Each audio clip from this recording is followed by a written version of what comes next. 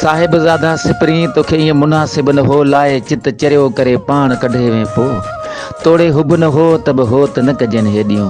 साईं मुंहिंजा सहरा थारी सदा नदीम जुमाणिया मुकातिब खूबसूरत तव्हांजी तहरीर शायरी शामिल कर तोला जेको लिखे मोकिलिए तालको नंगर पर कर पटांदा गोठ मिठड़ी मां शाइर केवल सोमजियाणी। अवां लिखियो दिलवारा दोस्त तनाई मुनासिब कोन तो जी अजकल असां सां तू पियो करी अपने सालारा वास्ता हता आपा कई जिंदगी रे हसीन शामान रातां मांजी बाइयां में गुज़ारे। हाँ उहा ॾींहं में वही असां ना हद खां वध भांता अन ॾाढा प्यार ॾिता हिके ॿिए सवा अपनी एक पल बि कोन सरती अन अवां जी बि असां बिना एक पल कोन सरती ओ कुर्बरे कचेरे मिठिड़के मोहब्बतां अन चरे चाहता में कॾहिं बि विसरे न थे सघी। असां समझो तव्हीं सॼी उम्र असां सां साथ निभासो कॾहिं बि छॾे कोन जाओ। अवां बि वाइदा वचन आहिनि कूड़ा कसम खणिया था त भला धरती रो धड़ उथले पए पर असीं अबाना छॾे कॾहिं बि कोन जाऊं। हा जानी हूँ भोड़ो माण्हू आ ते इतबार करे वेठो હતો अनवाना मोहब्बत रो देवता समझे पूजा पे करी। अवाला असां दुख ॾिठा था के तकलीफ़ के सर्दे घर में सिर ते सहे लख लुटाए अवां सां नीरो नातो निभाता पे आया। कारे मथेरो आदमी धोड़े मथेरो उठ बेगुणा सा गुण करया ताणे बधी ठूठ।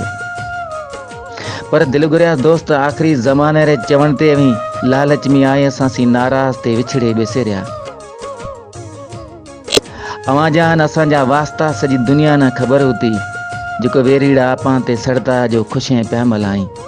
अवां अपना नवा जोड़ ठाए जिंदगी री सफ़र जी शुरुआत करे अज खुशान शाद आबाद हो पर कदे अवां सोचियो है तुम्हारो खीती से जिका री असां खां सवा एक पल बि कोन सरती जिका भेड़ा असां ज़माना गुज़ारिया था जिका भेड़ा असां वस्कारा गुज़ारिया था सियारे सर्द रातें चुल्हे चौधारी बेसे बातें करता मड़ा में माल चाता मथारियां वथाणा ते विरांड टाणे कचेरे करता सब पलमी असांजा प्यार भुलाए छड़िया भी ज़माने रे कान ते बेवफा थे हलिया गया।